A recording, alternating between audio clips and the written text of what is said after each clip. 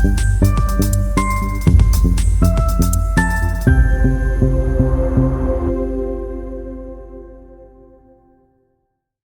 To life hacks. आज हम बात करेंगे अपने इलेक्ट्रोस्टैटिक चैप्टर की next topic electric flux and Gauss home के लिए। इसके अंदर अपन पढ़ेंगे पहले ऑब्जेक्टिव डिस्कस करें, उसके बाद शॉर्ट क्वेश्चन, उसके बाद लॉन्ग क्वेश्चन। तो सबसे पहले आज अपन इस वीडियो में डिस्कस करेंगे गॉस एंड होम पे या अपने इलेक्ट्रिक फ्लक्स पे ऑब्जेक्टिव क्वेश्चन ये सीरीज में कौन-कौन से पूछे। ओके, तो फर्स्ट क्वेश्चन है ऑब्जेक्टिव 1 मार्क्स के लिए। हाई स्टेशन दिया हुआ है, सिलेंडर रेडियस आ रहा है, इसे अच्छे से पढ़ना। मैं बार बार ये एक ही चीज बोलता हूँ, पहले क्वेश्चंस पढ़ो, खुद से ट्राई नहीं हो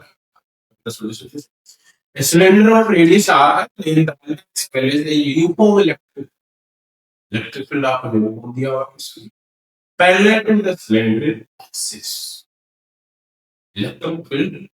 पैरेलल टू सिलेंडर की axis. The total flux of the surface of the cylinder cylinder की सरफेस पे पहुंचा इस गिवन में। देखो ऐसे क्वेश्चन आएगा। इलेक्ट्रिक फील्ड यूनिफॉर्म का मतलब आपको पैरेलल है। दिखानी है, मैं सिलेंडर बताऊंगा ये बड़ा तो सिंपल सा है। यूनिफॉर्म इलेक्ट्रिक फील्ड है पैरेललाइज। ये मैंने सिलेंडर, ठीक, ये सिलेंडर है, इसकी इलेक्ट्रिक फील्ड लाइंस ऐसे, ये इलेक्ट्रिक फील्ड लाइंस की डायरेक्शन है, ये सिलेंडर की एक्सिस है, दोनों पैरेलल है। ओके, कहां पे electric field parallel to the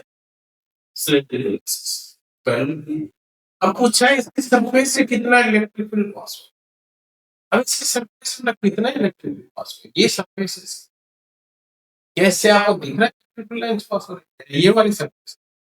क्या दिख रहा है आपको, किसी कितने इलेक्ट्रिक फील्ड लाइंस एक दूसरे के पैरेलल दी हुई है। तो यहाँ इलेक्ट्रिक फील्ड लाइंस ये सरफेस पे लगाओगे तो अपन फाइव क्लास में निकालना है बेटा। E डॉट ds या E ds cos थीटा। बात करते हैं cos थीटा के अंदर। cos थीटा होता है electric field and area vector के डिस्टेंस। मेन बात है एरिया वेक्टर क्या होता है। एरिया वेक्टर होता है जैसे ये बोर्ड दिख रहा है ना, इसके परपेंडिकुलर या सेट ऑफ एंगल्स हमेशा प्लेन के परपेंडिकुलर होता है।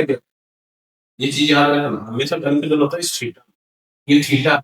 इलेक्ट्रिक फील्ड और एरिया वेक्टर के बीच विद एंगल इलेक्ट्रिक फील्ड है और एरिया वेक्टर हमेशा होता है सरफेस के परपेंडिकुलर। तो मैं सरफेस के परपेंडिकुलर एरिया वेक्टर, अब एरिया वेक्टर परपेंडिकुलर यहाँ इलेक्ट्रिक फील्ड है, तो थीटा कितना है, थीटा है इनटू से 90।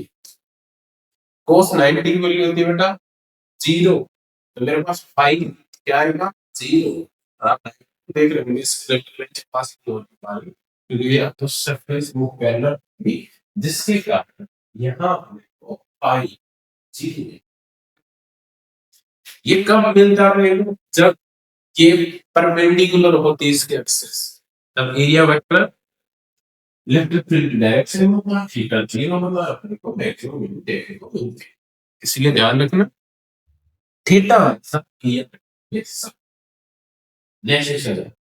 इस स्क्वायर सरफेस ऑफ साइड में, तो एक स्क्वायर सरफेस है जिसकी सतह दी गई है और plane the paper of E emitted only on the lower half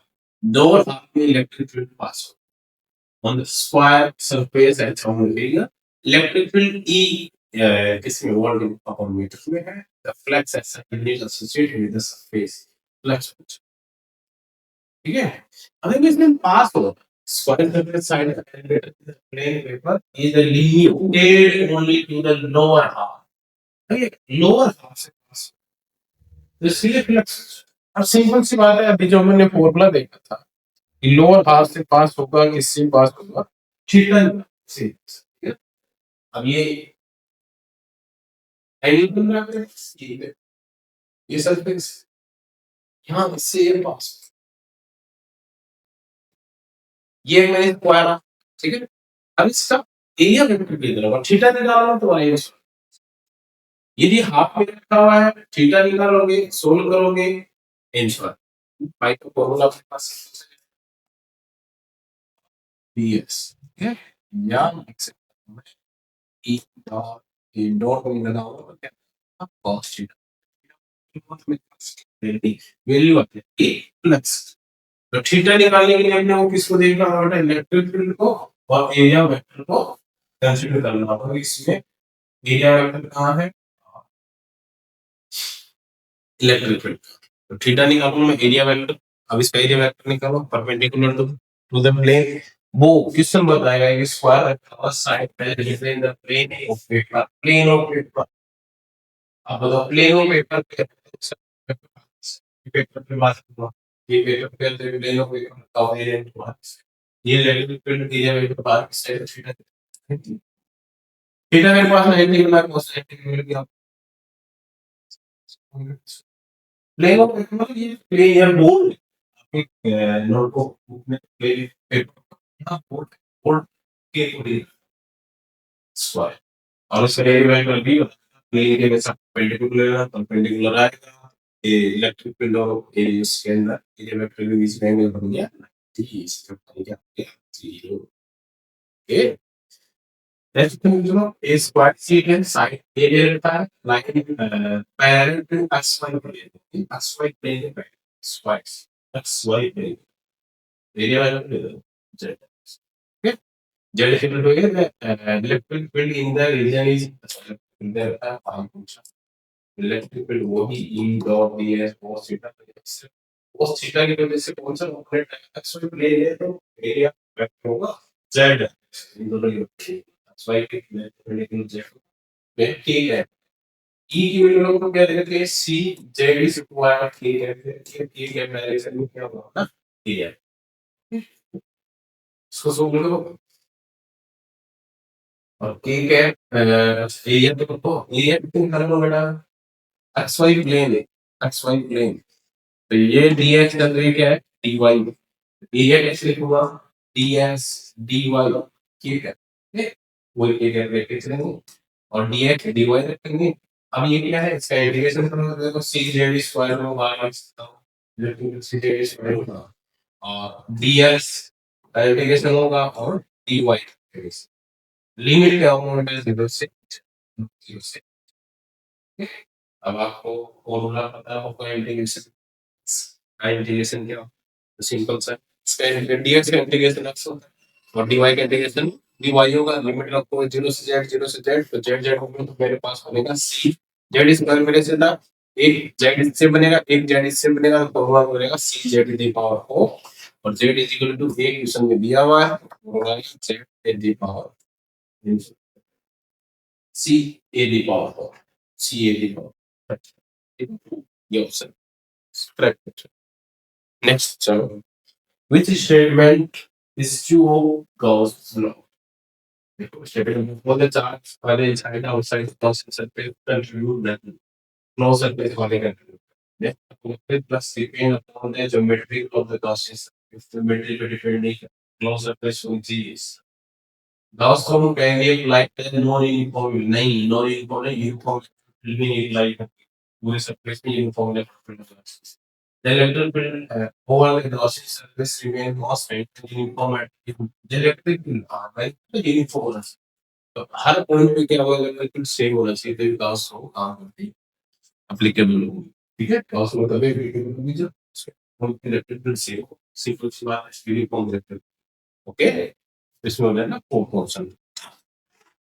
next पे हम two parallel glass thin metal sheet DA has its surface density. Surface density sigma 26.4 10 to the power minus 12. Okay, of the opposite side. Opposite sides. मतलब opposite ये जैसे ये sheet है, opposite की value है। The electrical between दोनों के बीच का electrical निकालना होगा, electrical। तो according to Gauss आपके पता होगा अपन निकालते हैं इलेक्ट्रिक फील्ड किसी भी शीट के लिए गाउस कैलकुलेशन क्या सिग्मा ऑन टू एप्सिलॉन, ठीक है, ये फॉर्मूला है शीट के लिए। अभी आपके पास दो दी हुई है अपोजिट साइन की है, अपोजिट साइन के बीचों बीच निकालना तो वही इवन वाला शीट है जिसमें जीरो करते हैं अपोजिट साइन से दोनों ऐड हो जाएंगी, अपने पास सिंपल सा आ जाएगा टोटल यदि मैं इलेक्ट्रिक फील्ड निकालूंगा दोनों के निकाल तो वो कौन सिग्मा एप्सिलॉन सिग्मा दोनों में, ओके, दोनों निकाल। अब तुम्हारे दिमाग में कितने सर आप एडिटिव और मैनेज देखो, यहाँ पॉजिटिव ले रहा हूँ तो यहाँ नेगेटिव, यहाँ इलेक्ट्रिक फील्ड की डायरेक्शन इधर है तो यहाँ इधर, तो ये इसका नेगेटिव, इसके अपोजिट डायरेक्शन को इसमें ऐड, ये पॉजिटिव थी और ये सी डायरेक्शन, तो मैं लिखना चाहूंगा जैसे B1 प्लस C2 लिखूं, इस नेगेटिव की वजह से यहाँ नेगेटिव है, नेगेटिव चार्ज, लेकिन इलेक्ट्रिक फील्ड इधर इधर है, इस डायरेक्शन में, इधर अपोजिट डायरेक्शन है, तो इसके अपोजिट डायरेक्शन में अपोजिट डायरेक्शन को वापस क्या बना देंगे, इसको अपोजिट, ठीक है, इसे दोनों प्लस, तो दोनों को ऐड करोगे क्या आएगा, सिंपल हो जाएगा, इलेक्ट्रिक फील्ड आएगा, सिर्फ आप उसमें दिया हुआ है 6 तो माइनस 7, और इधर क्या है, ऐसा लेवल को मेरे को बताइए, माइनस 7 और माइनस 3 के आसपास, 3 डी हो चलो, ठीक है, अच्छा वैसे क्वेश्चन करते जाओगे या होते नेक्स्ट क्वेश्चन देखो, नेक्स्ट क्वेश्चन दिया हमारे पास है, net electric flux for a close surface is 0, net electric flux phi of q, then we can infer that क्या बोल सकते हैं, no net charge in enclosed by surface, q कब 0 होगा, Gaussian surface, close surface, simple सा एक ही formula पता है, phi is equal to according to Gauss E dot ds is equal to q upon epsilon naught, ये कब 0 हो सकता है, ये मतलब कांस्टेंट, कभी 0 नहीं होगा तो चार्ज किस वक्त according to Gauss close surface theory, simple सा पहले ही, the second theory ये हमारे को यूनिफॉर्म इलेक्ट्रिक फील्ड से within the surface, within the surface simple दिया, electric dipole vary from close to point inside the surface, charge is contained inside the surface, inside the surface ही होगा, inside the surface हो तो अपन electric field निकाल सकते, देखिए flux zero कैसे होगा, according Gauss, पहली बार है क्लोज सरफेस की बात की तो गॉस की, ठीक है, गॉस के according q upon epsilon not होता है, और q अपॉन एप्सिलॉन नॉट जब भी क्या है अपने पास चार्ज, एप्सिलॉन जीरो नहीं हो सकता, q नहीं हो सकता, ये एप्सिलॉन कांस्टेंट, इसके लिए हम अपन लिख सकते हैं, तो ये ऑब्जेक्टिव कर रहे थे, और इसके बाद में वन लाइन क्वेश्चंस या वन मार्क्स या short questions, very short question करेंगे, और फिर के साथ अगली ये जो सीरीज चल रही है लेक्चर स्ट्रेटजी ये कंप्लीट होगी, तो इसके साथ साथ आपको सीरीज देते हैं, और हम आपको भी नई नई वीडियो